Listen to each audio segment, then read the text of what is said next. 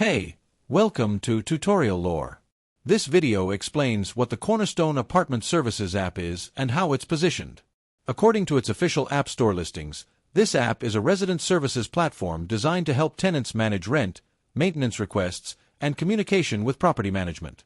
It provides a centralized interface where residents can handle common apartment-related tasks directly from their mobile device.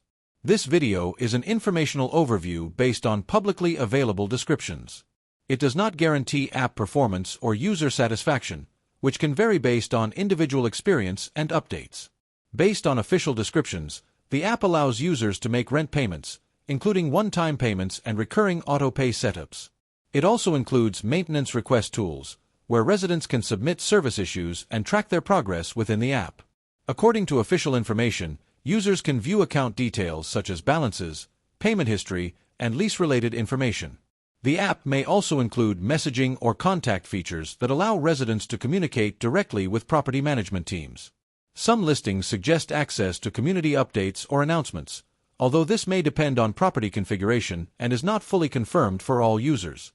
The platform is typically available only to residents of properties that use Cornerstone Apartment Services systems, meaning access depends on property participation. Some features or functionality may vary depending on the specific property setup and management tools, and this is not confirmed for every resident experience. This app may be useful for tenants who want a single place to manage rent payments, maintenance, and communication. For users interested in simplifying apartment management tasks through a mobile interface, this could be an option. However, overall functionality and feature availability can vary depending on property configuration and account setup, and this is not confirmed and should be considered a potential limitation. Whether this app is worth using depends on individual needs and preferences. If you found this video helpful, feel free to drop a like.